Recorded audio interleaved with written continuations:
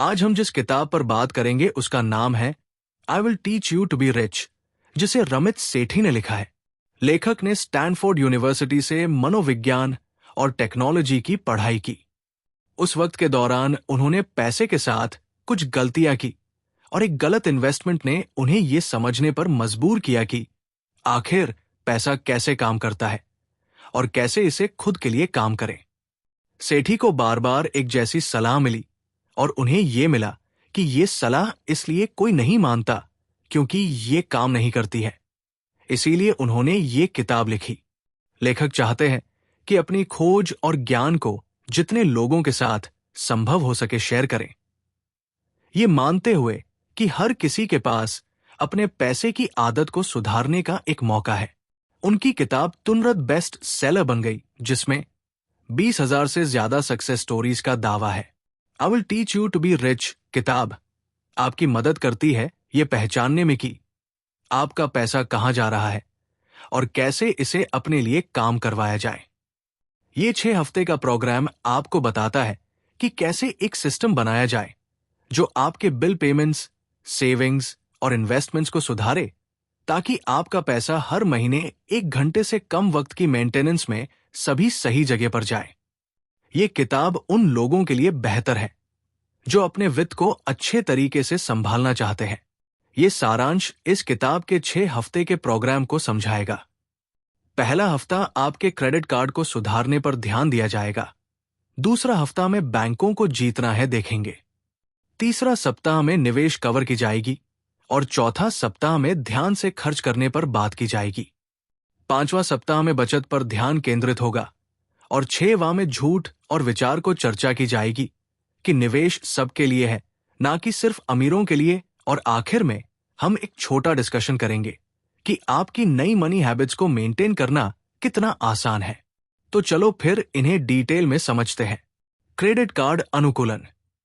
पैसों के सफर में आपको जो पहला कदम लेने की जरूरत है वो है अच्छा क्रेडिट बनाना। पर्सनल क्रेडिट आपके क्रेडिट रिपोर्ट और क्रेडिट स्कोर को ध्यान में रख सकता है। ज्यादा वयस्कों के पास 1 या 2 क्रेडिट कार्ड होते हैं, पर ज्यादा लोगों को यह पता ही नहीं होता है कि उनको कैसे इस्तेमाल करना है। अगर ठीक से इस्तेमाल किया जाए तो क्रेडिट कार्ड लंबा वक्त हो सकता है, आपके हजारों पैसे बच सकते हैं।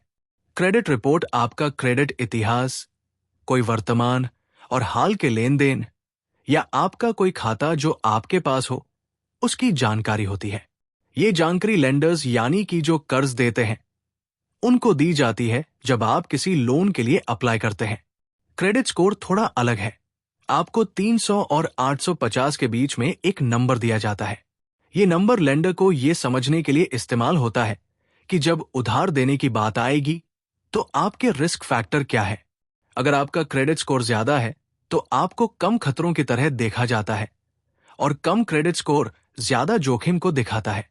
भविष्य में खरीदारी जाने वाली चीज जिसमें घर और लोन शामिल है के लिए क्रेडिट स्कोर ज्यादा होना बहुत जरूरी है। आपके क्रेडिट स्कोर और क्रेडिट रिपोर्ट के आधार पर कर्जदाता और बैंक ये फैसला करेंगे कि वो आपको पैसा उधार देंगे या नहीं। अगर क्रेडिट कार्ड ठीक से इस्तेमाल हो तो वो बहुत फायदेमंद हो सकता है। आपको अपने बिल पूरी और समय पर होनी चाहिए।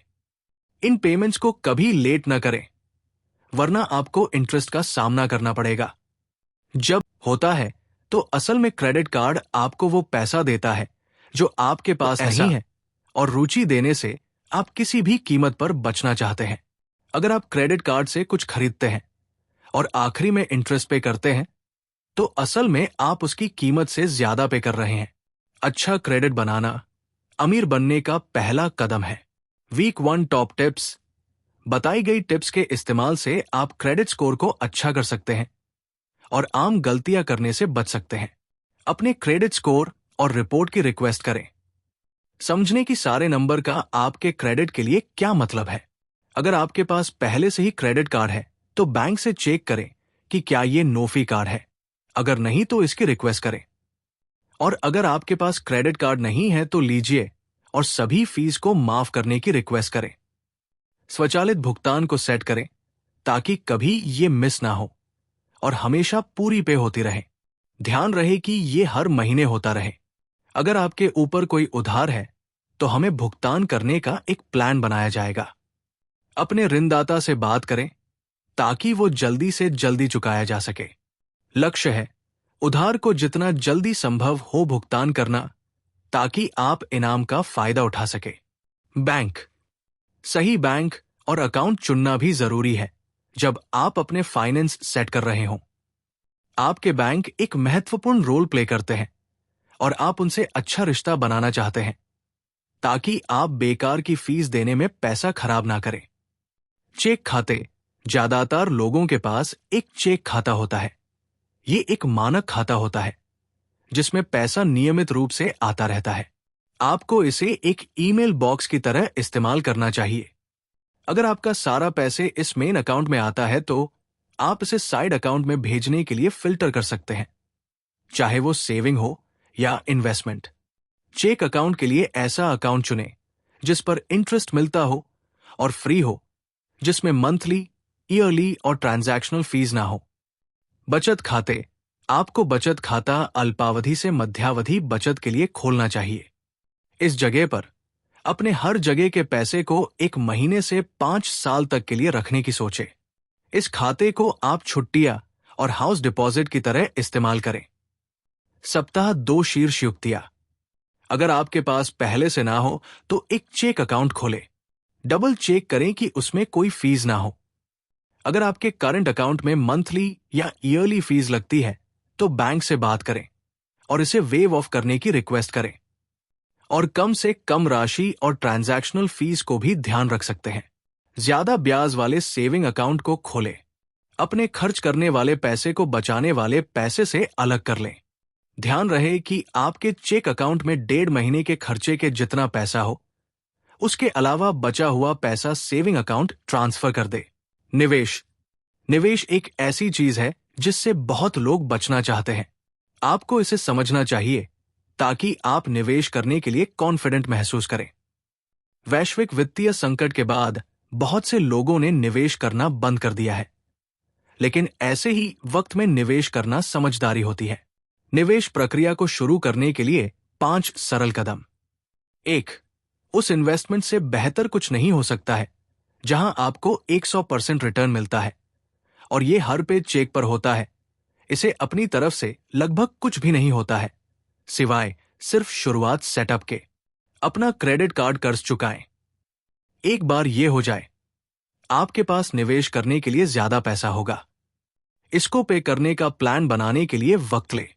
आपको एक अलग इंडिविजुअल रिटायरमेंट अकाउंट या इन्वेस्टमेंट्स फंड भी खोलना चाहिए। लक्ष्य है आपका टैक्स के बाद की आय जितना हो सके योगदान देना। अगर कोई पैसा बचाता है तो इसे अपने बचत खाते में डाल सकते हैं। जब ये 4 स्टेप पूरे हो जाए तो आपके पास कुछ पैसा होगा जिसका आप इस्तेमाल कर सकते हैं। एक नॉन रिटायरमेंट फंड के बारे में सोचे जिसमें आपका बिजनेस शुरू करने के लिए पैसा हो। सचेत खर्च। ये एक ऐसी सलाह है जो आप अक्सर सुनते होंगे, जो है बजट बनाना। हालांकि ये करने से कहना आसान है। किसी के पास हर एक पैसे का हिसाब रखने का वक्त नहीं है। इसे आपको ध्यान से खर्च करना चाहिए। ध्यान से खर्च करना आसान है। जब पैसा आए तो आपकी प्राथमिकता होनी चाहिए अपनी सेविंग और इन्वेस्टमेंट्स अकाउंट पर ध्यान देने की। जब यह हो जाए तो आप बचे हुए पैसे के बारे में बिना अपराध बोध के खर्च करने के बारे में सोच सकते हैं। पैसे को हैंडल करने का सबसे अच्छा तरीका है यह फैसला करना है कि आप अपना पैसा कहां खर्च करना चाहते हैं। आपको एक मितव्ययी तरीका अपनाना चाहिए, ना कि एक सस्ता तरीका। मितव्ययिता को हर चीज पसंद किया जाता है क्योंकि आप अपने ज्यादा से ज्यादा खरीदारी पर पैसा बचा सकते हैं और आप कुछ जगह पर ज्यादा पैसा खर्च कर सकते हैं। अपनी प्राथमिकताओं को पहचानें। अगर आप हर हफ्ते फिल्म जाना चाहते हैं तो कोशिश करें कि हर बार कोक और पॉपकॉर्न ना खरीदें। यह फैसला आप पर है कि कहां आप बलिदान करना चाहते हैं, कहां नहीं। सप्ताह 4 शीर्ष युक्तियां। जब आपको अगला पेचेक मिले तो अपने खर्चों को कम करें और पता लगाएं कहां सबसे ज्यादा खर्च होता है। अपनी इनकम को fixed cost, long term investment, saving goals और गिल्ट फ्री खर्च के बारे में बात कर सकते हैं। फिक्स्ड कॉस्ट पर नजर डालें कि क्या आपको इंश्योरेंस पर बेस्ट डील मिल रही है। इस कॉस्ट के पास पास शॉपिंग करने की सोचे और देखे कहां आप कम कर सकते हैं। विचार करें कि आपका सचेत खर्च का प्लान कैसा होगा, कहां आप बचाएंगे और खर्च करेंगे। अपने प्लान से जुड़े रहें और हर हफ्ते इसे अपडेट करें। जब आपको रसीद मिले तो अपने प्लान में शामिल करें ताकि ये समझ सके कि क्या हो रहा है। आपके सिस्टम का सीधा और जल्दी होना बहुत जरूरी है। आपको इसे लंबा वक्त तक के लिए रखना है। बचाओ। अगली स्टेज है अपने सिस्टम को सेविंग, इन्वेस्टमेंट और खर्च करने के लिए ऑटोमेट करना। एम है आपकी इनकम को अपने आप सही अकाउंट फिल्टर करने का, बिना आपके दखल दिए। इसके लिए शुरू हो सकता है एक बार वक्त खर्च करने से। आप आगे के लिए बहुत सा वक्त बचा सकते हैं। इसका मतलब है कि आपके बिल अपने आप चुका दिए जाएंगे और आपको उसकी चिंता करने की जरूरत नहीं है। हर हफ्ते, पखवाड़े या महीने में आपको आपकी इनकम मिलेगी। आपके वर्कप्लेस को आपकी सेविंग का हिस्सा ऑटोमेटिकली काट लेना चाहिए। शेष सीधा आपके चेक खाते में जा सकता है। इससे अपने को सेविंग और इन्वेस्टमेंट्स के लिए ऑटोमेट करें। अपने क्रेडिट कार्ड बिल को अपने डेबिट कार्ड से अपने आप भुगतान करें। इसमें आपकी सारी फिक्स कॉस्ट जैसे कि यूटिलिटीज, इंटरनेट वगैरह कवर होते हैं। जो भी बचे उसे बिना अपराध बोध के खर्च किया जा सकता है। सप्ताह 5 शीर्ष युक्तियां। आपको अपने सभी खातों को लिंक करना चाहिए। आपकी सारी लॉगिन जानकारी एक जगह होनी चाहिए। चेतावनी, आप अलग अलग लॉगिन और यूजर नेम के लिए समय बर्बाद करेंगे। अपने स्वचालित धन प्रवाह के लिए समय खर्च करें। एक बार जब सारे अकाउंट लिंक होंगे तो ये आसान होगा। हर एक अकाउंट के लिए इंडिविजुअल ऑटोमेटिक पेमेंट सेटअप करें। वित्तीय विशेषज्ञता मिथ। बहुत से लोग फाइनेंस इंडस्ट्री, वित्तीय सलाहकार और फंड मैनेजर से घबराते हैं, जबकि ज्यादा लोग अपना निवेश खुद करने के लायक होते हैं। आपको अपनी इन्वेस्टमेंट्स के लिए लोगों को भुगतान करने की जरूरत नहीं है। फंड मैनेजर जादूगर नहीं है और वो पता नहीं लगा सकते हैं कि बाजार क्या करने वाला है। फंड मैनेजर का 75% निवेश हो सकता है फेल होता है। म्यूचुअल फंड में अक्सर एक फीस चार्ज होती है जो बेकार की होती है और फंड मैनेजर को भुगतान होती है। इंडेक्स फंड कम फीस के साथ ज्यादा अच्छे नतीजे दे सकते हैं। इसीलिए पंडितों के अनुमान को अवलोकन कीजिए। पिछले 1-2 सालों के फंड के परफॉर्मेंस को भी इग्नोर करें। शॉर्ट टर्म में एक फंड मैनेजर अच्छा परफॉर्म कर सकता है, पर ये लॉन्ग टर्म में कभी मार्केट को हरा नहीं सकते। ये फीस, खर्च और मैथमेटिकल प्रोबेबिलिटी पर आधारित होता है जो स्टॉक्स चुनते वक्त सामने आते हैं। क्या इन्वेस्टमेंट्स सिर्फ अमीर लोगों के लिए है? हर कोई निवेश करने के लायक है। ये सिर्फ अमीरों के लिए नहीं है। एक सीधा और कम रखवाला वाला निवेश पोर्टफोलियो होना संभव है। जब इन्वेस्टमेंट्स की बात आती है तो आपको विविध होना चाहिए। आपको ना सिर्फ अलग स्टॉक्स खरीदने चाहिए, बल्कि अलग एसेट्स, स्टॉक्स और बॉन्ड्स के बारे में भी सोचना चाहिए। जब आप जवान होते हैं तब निवेश के लिए थोड़ा जोखिम लें। उस वक्त हो सकने वाले नुकसान से उत्थान आसान होता है। जैसे जैसे आप बड़े होते हैं, आप ज्यादा रूढ़िवादी होते जाते हैं और कम जोखिम लेते हैं। आपको इन्वेस्टमेंट्स कहां करना चाहिए? इंडेक्स फंड एक अच्छा ऑप्शन है। ये म्यूचुअल फंड से कम मांगते हैं। हालांकि इसमें यह कमी है कि आपको कुछ अलग अलग फंड करना होगा में निवेश कर सकते हैं। इसमें म्यूचुअल फंड के मुकाबले आपका थोड़ा ज्यादा समय और शोध करेंगे। मल्टीपल फंड्स का मतलब है आपको रेगुलर अपने फंड्स को रिबैलेंस करते रहना पड़ेगा, लगभग हर साल। ये एक मेहनत का काम है जिसमें आपको अपने पैसे को अलग अलग इन्वेस्टमेंट में अपनी टारगेट एसेट के लिए फिर से बांटना पड़ेगा। एक और लो कॉस्ट ऑप्शन है जो है लाइफ साइकिल फंड। ये आपकी उम्र को ध्यान रख सकते हैं और आपकी निवेश को स्वचालित रूप से विविध करते हैं। लाइफ साइकिल फंड असल में फंड ऑफ फंड होते हैं। उदाहरण के लिए, एक life cycle fund large cap, mid cap, small cap और इंटरनेशनल फंड हो सकते हैं। दूसरे शब्द हो सकते हैं, आपका लाइफ साइकिल बहुत से फंड खुद करता है जो स्टॉक और बॉन्ड खुद करते हैं। सप्ताह 6 शीर्ष युक्तियां। शुरू करने से पहले आपको अपना निवेश करने का तरीका तय करना जरूरी है। ध्यान रहे, लाइफ साइकिल फंड सिंपल होते हैं और आपको बहुत कम इनपुट देना होता है, पर आपका कंट्रोल कम होता है। वरना इंडेक्स फंड एक अच्छा ऑप्शन है अगर आप अपने पोर्टफोलियो को खुद डाइवर्सिफाइंग करने के लिए कॉन्फिडेंट है। अपनी इन्वेस्टमेंट्स को जांच करने में वक्त लगेगा। अच्छे से रिसर्च करें और समझें कि आप किसमें निवेश कर रहे हैं। तय करने के बाद अपने चुने हुए फंड्स को खरीदें। अगर आपके पास अभी निवेश करने के लिए पैसा नहीं है, तो अपने निवेश खाते के लिए एक बचत लक्ष्य बनाएं। जैसे ही आप अपना लक्ष्य हासिल करेंगे, आप खरीद सकते हैं। यहां से कहा, जब आपके सारे अकाउंट ऑर्डर में होते हैं और इन्वेस्टमेंट कंट्रोल में होता है, तो अपना सिस्टम मेंटेन करना आसान होता है। अपने सचेत व्यय योजना पर ध्यान दें और किसी भी अतिरिक्त पैसे को बचाएं जो बचत और निवेश को बता सके।